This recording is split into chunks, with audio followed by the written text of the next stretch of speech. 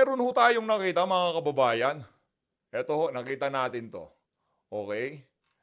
Pero hindi ko ho tatapusin 'no, grabe naman 'yan. 'Di ba, talagang bagay na bagay ho kayo ni Atras Abante. Magaling ho sa pag-atras abante 'yun, subukan niyo.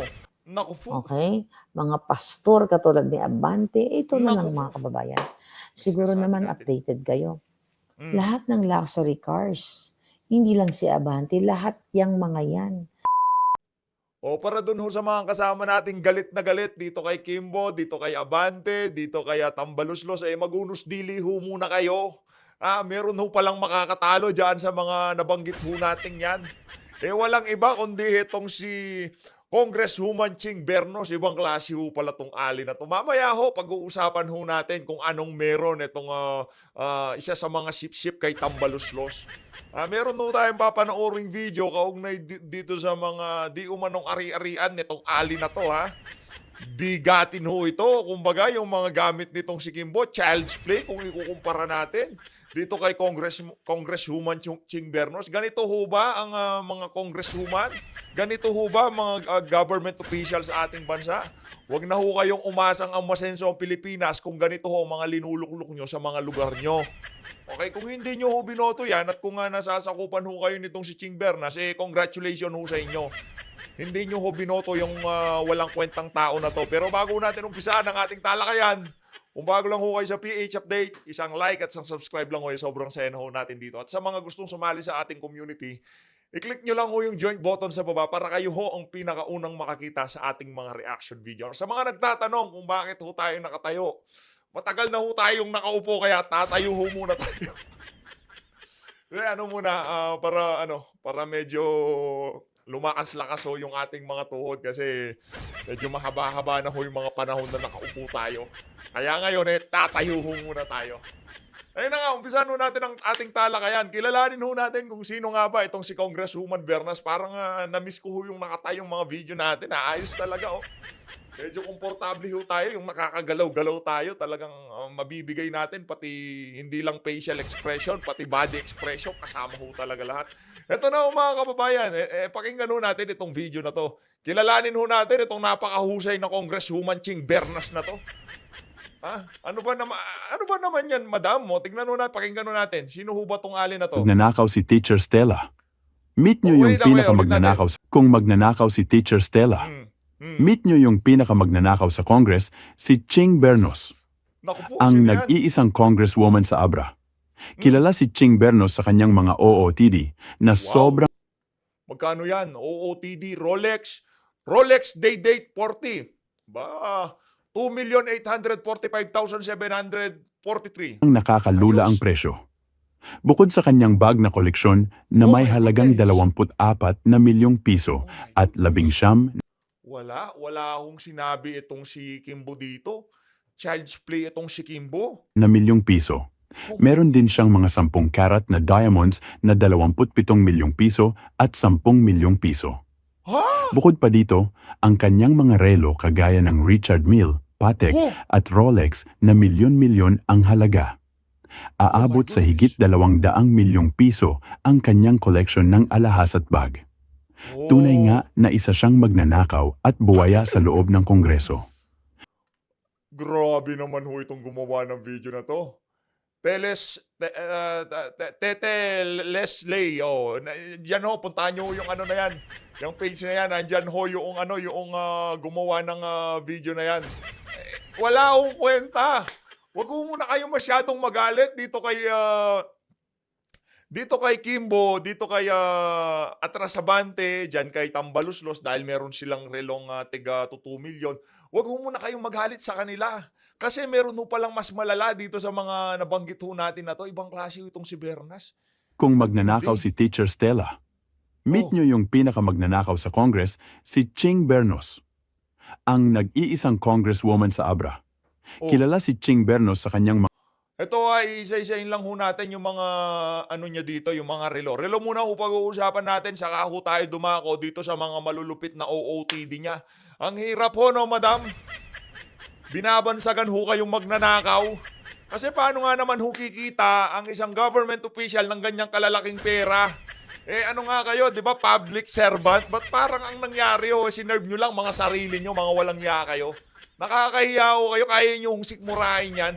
Habang nakapakaraming nagugutom sa Pilipinas, kayo, naka-OOTD kayo. Magkano ho yung Rolex Day-Date 40 na yan? Ha? 2,845,743. Naku po, nakakalungkot. Kung mayaman ho pala kayo at ang trip nyo mag-OOTD at magpakaganda, di wag na ho kayong pumasok sa politika, walang ya kayo. Ang gawin nyo, mag-artista ho kayo. Gayahin nyo small out Mag-vlog ho kayo. I-vlog nyo yung mga ari-arian nyo. Ay, shoutout Madam Small ha. Idol ho natin, pinapanood ho natin yan. Parang napaghahala tayo edad natin. Magaling naman, magaling naman. Pero itong Bernos na to, Ching Bernos, ayusin nyo ho buhay nyo. Itong kanyang Rolex, may 2.8 million. Sunod. Next. Ang kanyang Richard Mille RM029, nagkakalaga ho ng 10,600,000. Palakpakan ho natin. Ang tindi naman yan. Madam, kumusta ho yung mga constituent nyo? Mag-comment ho dito sa mga nakakakilala dito sa ali na to. Kakahiya ho kayo. Pero hindi ako gumawa ng video na yan. Hindi ako nagbintang sa inyo na magnanakaw kayo. Ang sinasabi ho natin dito sa PH Update, saan ho galing ang perang pinambibili nyo ng mga mamahaling kagamitan na yan? Grabe naman yan. Sasakyan ni Abante, relo mo lang. Atang ng toko Loy, Richard Mille. Ito isa. Dito naman ho, meron ho siyang 23,447,341 pesos. Ano ho ba to? Hermes, Nike, Fuebo, Birkin, 20 white. Bahala na yun. Alligator lang na nababasa natin dito Yung alligator na yan lang talaga, alligator handbag. Yan ho talaga, bagay na bagay ho yan sa inyo. Sa lahat ng bit-bit nyo at suot nyo, yung alligator bag na yan lang ang tumiterno sa inyo. Walang ya kayo. Loy. Ito ano naman to? Hermes na naman. Sino ba si Hermes? Bakit ang mahal niya? Sino ba? Naku-curious na tayo Naku-curious na tayo kung sino tong si Hermes na to kasi hindi ho natin siya kilala. Magpapakilala tayo sa kanya. Anak ko lang to ako Hermes! Nagkakalaga ng ilang milyon to? 19 million pesos? My goodness! Oh my goodness! Ano na? Madam kayo, mga kababayan, ito. Basahin ho natin to. Ito ho ang summary report of Declared Asset Liability Net Worth. Okay? Ano ba nakalagay dito sa post? 2016 salen ng asawa ni Abra Repching Bernos na may net worth na 64 million pesos. Ito ho yung kanyang asawa. Hindi ho pwede magsinungaling to. Abra Loan District. Ayan ho, Nino B. Meron ho siyang network na 64 million. 64 million pero meron ho silang 6 na sports car. My goodness. Lamborghini, Ferrari, hindi ho natin alam yung mga yan. Pero pangmayaman ho yung mga sasakyan na yan, yung mga modelo niyan, hindi ho natin alam. Ibang klase ho pala tong ali na to. Kung ikukumpara ho natin doon sa mga, tingnan nyo naman ho ang relo niya. Isang relohong Patek Philippe nagkakahalagang 3 million. Iba-iba ho yung relo niya dito. Patek Philippe na naman. Aquanaut. 3 million, 3.1 million. Dito naman, Richard Mille. Ibang style na naman to. Kanina itim yung strap. Ngayon kulay pink naman. 16 million pesos. At talagang pagka nagpo-post ka, madam, dapat nakaharap yung relo mo. No? Di ikaw na. Ito ngayon. Under microscope ho kayong mga walang yang kongresista dyan sa House of Representatives. Baka malapit ho siya sa kaban. Kaya ang ganda ng kanyang bihis, di ba?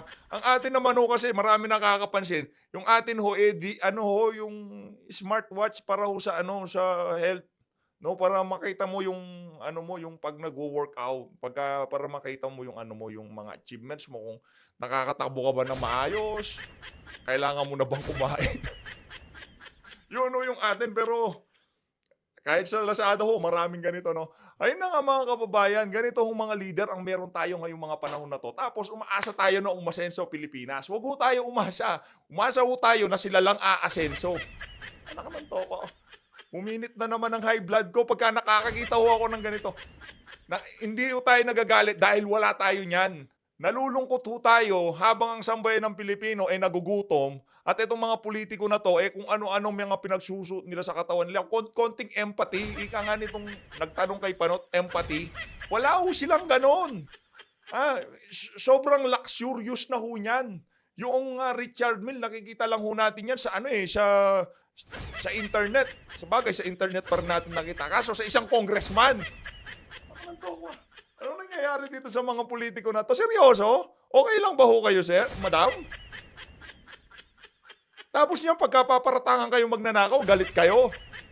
Ako hindi ko kayo pinaparatangang magnanakaw dito. Nagre-react lang ho ako sa mga bidyong ginagawa sa inyo. Ngayon, kung ang persepsyon o kung pananaw ng sambayan ng Pilipino o yung mga ibang na gumagawa ng reaction video sa social media ay magnanakaw ko, wala ho tayong magagawa doon. Dahil yung mga lifestyle nyo ho na yan, bilyonaryo lang ho makakagawa. Kung ordinaryong milyonaryo lang ho kayo, hindi nyo pwedeng gawin yan. Bibili kayo ng isang relon, nagkakahalaga ng 18 million. Hindi ho pwedeng mangyari yan. Meron ho tayong nakita, mga kababayan. Eto ho, nakita natin to. Okay? Pero hindi ko tatapusin, no? Grabe naman yan. Diba? Talagang bagay na bagay ho kayo ni Atras Abante. Magaling ho sa pag-atras Abante yun. Subukan nyo. Si Benny Abante. Lang yan. Kakaya ho kayo. Tapos yan, pagka kinikriticize kayo, kayo pagalit. Wala akong sinasabing magnanakaw tong si Ching Bernas. Wala ho tayong sinasabing ganun. Wala ho tayong sinasabing na galing sa nakaw yung mga perang pinambili niyan yan. Pero kailangan siguro ho nating makita ang kanyang salin. Kailangan ho nating makita kung nakadeclare lahat ng mga ari-arian niya, lahat ng koloretes, bruloloy, bago, kung ano pa mga sasakyan niyan sa kanyang salin. At kung ano nga ho ba ang business ng pamilya nitong Ali na to. Wala ho tayong pakialam. Kung gusto nyo magsuot niyan, kung wala naman talaga kayong pakialam sa sambayan ng Pilipino, kung anong nararanasan ng mga ordinaryong Pilipino, okay lang sa inyo. Wala naman ho tayong problema kung pera nyo naman talaga pinambili dyan. Pero kung gusto nyo palang rumampa, mag-OOTD, magpakaganda, wag ho kayong pumasok sa public service. Dahil yung mga pinaglilingkuran nyo, yung mga nasa laylayan, yung mga walang makain, nandun ho sila sa mga tabi ng ilog, mga ganun ho. Yang suot nyo ho na yan, hindi pang congressman yan. Ayun na nga mga kababayan, makibalita ho tayo dito kay Atty. Trixie Cruz Angeles, kaugnay doon sa nangyaring PDP laban, National Assembly ho. Tayo ho'y masaya dahil ang pangalan nitong si Atty. Trix isa sa mga napabilang doon sa mga ninominate ng pagka-senador. Tayo, kung sakali, kung gusto natin ng pagbabago, maghalal ho tayo ng bago.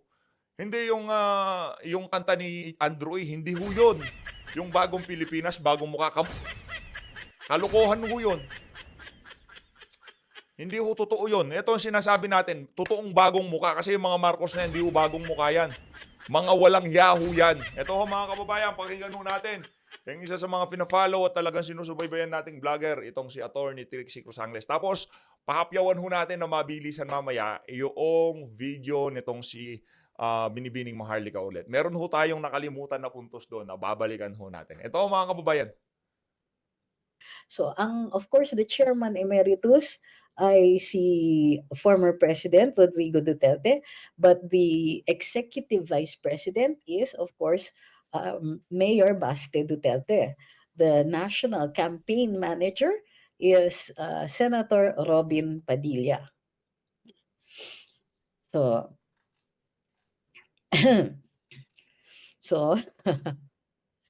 yun.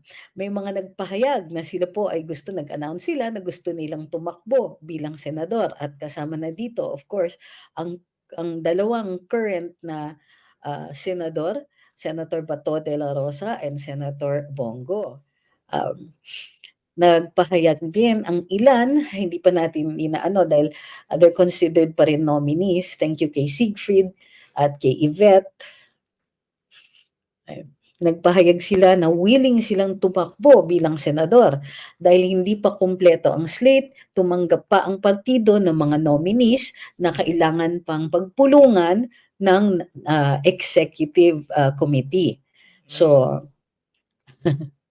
so gearing up na po ang ating pang partido ng PDP para sa darating na halalan. Pero kung sakali ho itong si Attorney Trix, kung magkataon, isa ho sa pakikipagbalagbagan ho natin yung ali na yan. Talagang itataya ho natin yan, pati pato, itataya ho natin para dito kay Attorney Trix, dito sa PH Update. Susuportahan ho natin yan all the way. Isa ho talaga sa mga nakikita natin na pagka yan napunta sa Senado, kung ano yung mali, kung ano yung tama. Hindi ho yan magpapasakal sa kung kanino mga nasa kapangyarihan. Yan naman ho tayo believe dito kay Attorney Trix. Susuportahan ho natin yan. Okay, so bago tayo magpatuloy, a few Pero again, okay, social media lang ho yan. Iba ho yung realidad sa ground. Yung kung nandito tayo sa PH Update, alam ko, gusto nyo, mahal nyo yung si Attorney Trix, mahal nyo si Attorney Vic, mahal nyo lahat ng mga nakikita natin ngayong mga panahon na to na talagang alam natin na makakapaghatid ng pagbabago sa Pilipinas. Kagaya nitong si Congressman Rodante Marcoleta. Pero, tandaan ho natin, iba ho ang realidad kung ano yung tunay na nangyayari sa baba kaysa sa social media. Tanggapin ho natin ang katotohanan na ganun ho talaga ang suma. Malakas tayo sa social media, mainit ang mga pangalan nila, pero pag pumunta ho tayo dun sa pinakailalim, ika nga, pagka aabot na tayo dun sa punto na magkakaalaman na, pagka yung awareness, hindi ho sila kilala ng ating mga kababayan, mahihirapan ho tayo. Kaya kung gusto nyo ho sila, suportahan ho natin. Ganun lang naman ho kasimple yan. Tayo ho dito sa PH Update, ito ho yung pinaka-the best na suportang kaya ho natin ibigay dyan sa mga pinapaniwalaan nating potential senatorial candidates sa 2020. administrative matters muna. Maraming salamat kay Jing 0702. So para dun sa mga nagtatanong, yes po, sinama po ako sa list ng mga nominees na isulong po yung pangalan ko bilang kandidato para sa pagkasenador, but I still have time to think about it kasi Palakpakan! Yun lang kung sasabihin natin dito kay Attorney Trix. Palakpakan! Panalangin ho natin na makumbinsi ang si Attorney Trix si Cruz Angeles. Panalangin ho natin at sana maipanalo ho natin siya. Madami hong kahit sabihin nating 12 ang pwesto na yan, marami hong mag-aagawan dyan. Kaya yung competition, napakatindi pa rin. Kaya kung naniniwala kayo kay Attorney Trix, kagaya sa atin, naniniwala tayo. Susuportahan ho natin yan. Sabi ko naman, kahit pati pato, itataya ho natin dito kay Attorney Trix. Mahusay ho yan, mahusay. Track record ho yan talagang magaling ho yan si Attorney Trix. kasi nga hindi po ako inclined to this day to run for office at all that high. Ang presence ko at the PDP assembly is primarily to assist or to help in any way I can kay dating Pangulong Rodrigo Duterte. Dahil hindi na po siya Pangulo, what we're doing here is helping safeguard the legacy of this person. So that's the reason why I attend these events. He invites me to go and I participate, and sometimes we volunteer whatever we can to help out in the endeavors of the former president. So ano daw ang status sa politics si Philip Salvador? Right now, I think everyone except for the sitting senators are considered nominees, and pag-uusapan po at pagdidecidean ng executive committee, ng EXECOM ng PDP. So hindi pa rin po decided yung final slate for the Senate ng PDP right now. So sabi ni Ma'am, itong si Sir Ipe, nahuli siya. Nahuli siya dapat noong 2022 pa. sabay na silang dalawa ni Pinoy, mas mataas ang tsansa niya. Dahil sigurado, sabay silang mangangampanya nitong si Senator Robin noong mga panahon na yun. Pero ngayon, sa totoo lang, mahirap din ho siya kasi hindi naman hulingid sa ating kaalaman na marami hong naglalabas ang mga ano ngayon, mga vlogger. Talagang kinukontra ho nila yung mga artista ngayong mga panahon na to. Pero kung tayo papipiliin at kumpleto ng slate, tapos alam natin yung mga mailuluklo dyan magiging aso lang ng administrasyon.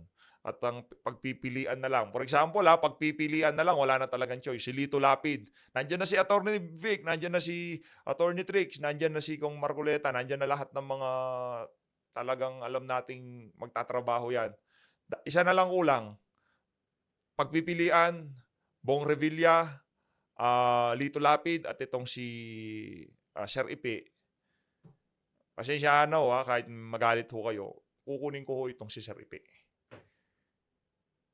Basta nandun na yung mga sinisecure natin. Nandun na yon. Nandun na sila Atty. Trixie, Atty. Vic, Kong Marcoleta, Senator Bato, Senator Bongo. May isa na lang akong pagpipilian at kung yung mga choices dito sa isa na to mga palsipikado kay Ipe na ho tayo. Ninita, kayo po, takbo po kayo. Baka bigla ako tayong marinig nitong si Sir Philip Salvador. Lang niya itong PH update na to. Panghuling choice ako. Lahat ng video, lagi akong panghuli.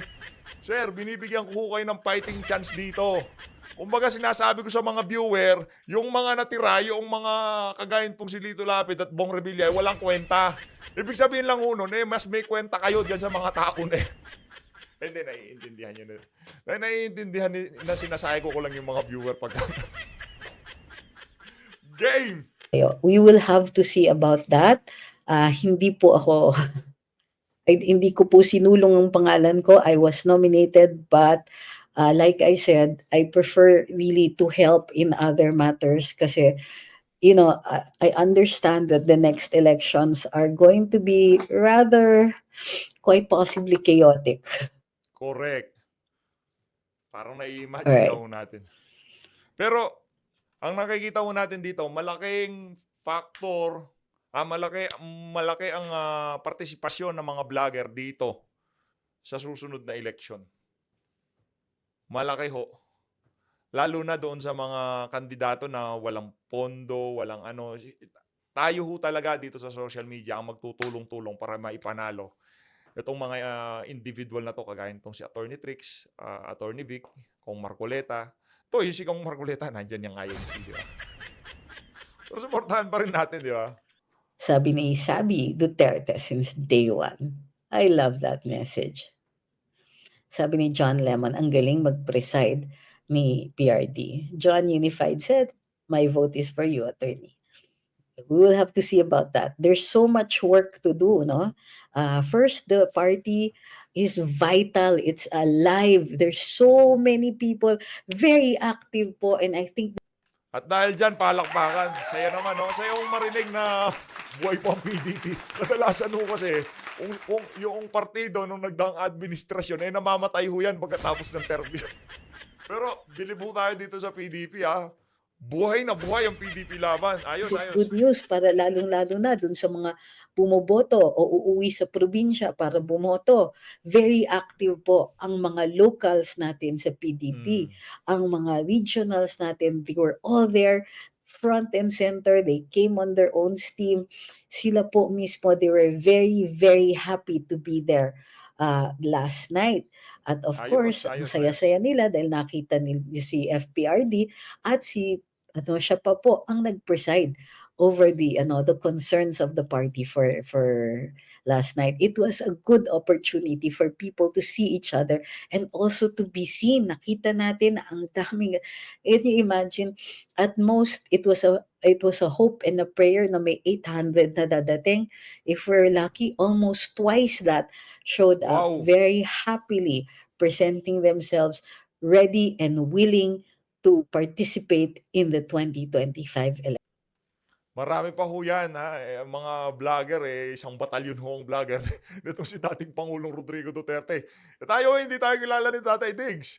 Hindi pa ho natin siya na-meet. Itong si Attorney Trick isang beses na-meet na natin yan sa Maisog, Pampanga. No? Na-meet na natin ng isang beses. Pero si Tatay Digong, yan si Mayor Baste, na-meet na rin natin ng isang beses yan. No? Nakita lang pero hindi nakakwentuhan. Ito si Attorney Tricks, ano yan, mabait sa personal. Napaka-simple lang talaga ng ali na yan. Ayun na nga mga kababayan, dito sa bahagi ng video na to, dumako naman ho tayo. Dito kay, dito kay Binibining Maharlika. Di pa ho tayo tapos dito kasi meron nung punto de vista itong si Binibining Maharlika dito na kung saan, kailangan hong malaman ng ating mga kababayan. Pakinggan ho natin to mga kababayan. Ay, matatapos din yan. Naawa tayo kasi ginamit si Leni Liberal. Dapat mag-voice out na si Leni ngayon kasi inatsapwera na siya ng Liberal. Ayun na nga. Sana mag-speak up talaga siya. Kasi hindi po pwede yun dahil, anti-Marcos siya. Tapos hindi siya magsasalita. Correct. Nakikita niyo naman yung nangyayari ngayon dyan sa Senado, sa Kongreso. Lahat na lang ng resource person, gusto nilang ikulong, gusto nilang i-contempt. So, nagiging hukom na ang mga buwaka ng Genemes.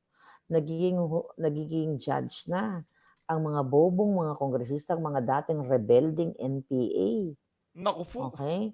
Mga pastor katulad ni Abante. Ito na Naku lang mga po. kababayan. Siguro Sinasabi naman natin. updated kayo. Mm. Lahat ng luxury cars.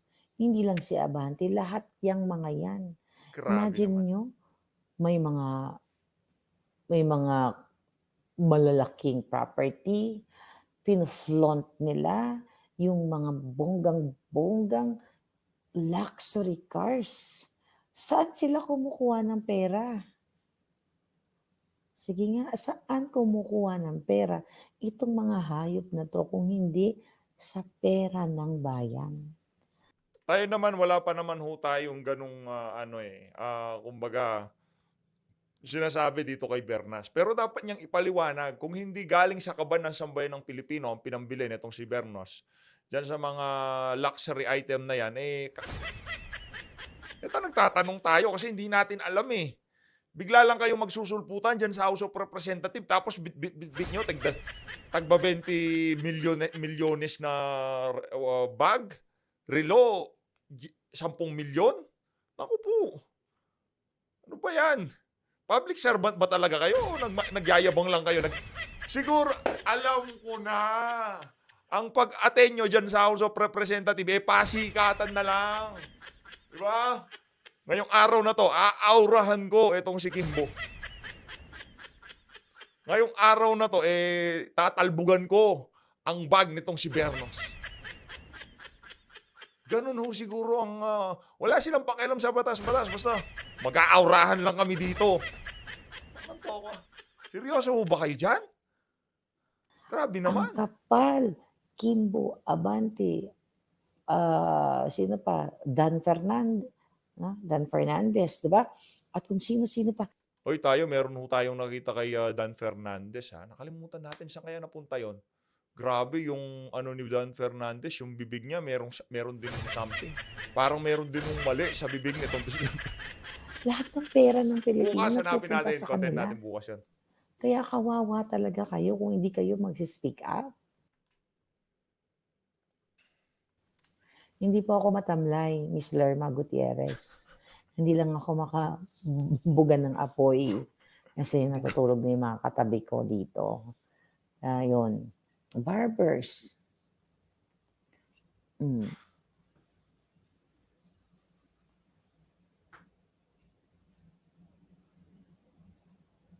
Paduano, Luis Troquimbo, sabi niya, oo nga, tingnan nyo, kung mag-flash siya ng lalaki ng mga diamante, ang mga relo, ang mga sasakyan. Oh my God, sabi ko nga sa inyo, kawawa kayo dito mga palangga. Kawawa kayo kung hindi kayo kikilos. Kaya kung ako sa inyo, talagang makaisa na kayo sa rally. Alam mo, kahit nga kakamping ka, kahit anong kahit anong political belief mo o sinusuportahan nyo, hindi pa po ba malinaw sa inyo na ang mga kongresista ay ninanakaw lang ang pera ninyo? Sina-shopping sa Paris, binibili ng mga property sa iba't ibang bansa, tapos kayo gutom. Yun ho ang hubad na katotohanan sa lahat ng nangyayari ngayon sa ating bansa. No, grabe ho 'tong mga congressman na 'to. Pinagyayabang ang mga alas, wala silang pakialam, no? Hindi sila natakot na mag-flaunt ng kanilang mga pinagnanakaw sa bayan. Mga walang hiya, okey? Mga walang hiya talaga at mga demonyo talaga sila.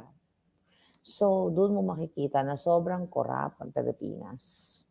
Ang mga, ah, mga pulitikong sobrang walang kahihiyan. Imagine niyo kayo, I'm not telling kayo, yung mga kababayan natin na mga nanghuhuling snatch o nagnanakaw dahil gutom, ipinapahiya kaagad 'yan, 'di ba, ng mga pulis, binubugbog pa nga 'yan sa presohan, eh. Pero itong mga putang inang mga kongresista at mga senador, bilyon-bilyon at pinagyayabang pa ang kanilang mga ninakaw, talagang talagang nakagano'n pa, 'di Wow, ba? kumikinang madam, Pero nakakatakas sila sa kanilang mga krimen. That's unfair. You have to do something, mga palangga. Alam mo, sabi nung nakasabay namin 'no, chika lang ako, nakasabay namin na AFAM, doon na AFAM, jowa nung Ayun na ho, pagka-usapang AFAM, umiisa po ho tayo diyan. Ayun na nga mga kababayan, dito na ho natin tatapusin ang ating reaction video na 'to. Sa mga susunod na video ho natin, medyo tatayo ho muna tayo. Matagal-tagal na ho tayong nakaupo 'no, tayo ho muna tayo para medyo unat-unat tayo ng konti 'no. Maraming salamat ho sa pag-support sa PH Update. Ito na ho ang ating uling video ngayong gabi. Magkita-kita na ho tayo ulit bukas. Kung hindi niyo po napanood 'tong video na 'to, i-click niyo lang. Maraming salamat ho mga kababayan. Talagang napaka-solid ho ninyo. Thank you ho. Maraming salamat. Maraming salamat ho sa napakatinding suporta. At sana ho sa mga susunod na buwan, pagka malapit na hong eleksyon, hindi lang ho dito sa PH Update, maging yung mga ibang kasama ho natin na mga vlogger, suportahan din ho natin para mas marami hong makapanood sa kanilang mga video at i-share nyo ho sa inyong mga kamag-anak para mas maraming malinawan. Yung mga ganyang klaseng video, talaga hong aaraw-arawin ho natin dahil hindi ho yan napapalabas sa mainstream media. Sa social media lang ho lumalabas yung mga ganyang klaseng larawan. No? Hindi ho yan na ipapalabas ng mga mainstream media. Dito ho talagang, kumbaga, wala ho tayong dito, no filter, ika nga, atake kung atake. Maraming salamat ho. Mag-iingat ho kayong lahat. Maraming salamat ho sa napakatinding suporta niyo sa PH Update. Thank you po. Mahalin natin ang Pilipinas. Maraming salamat.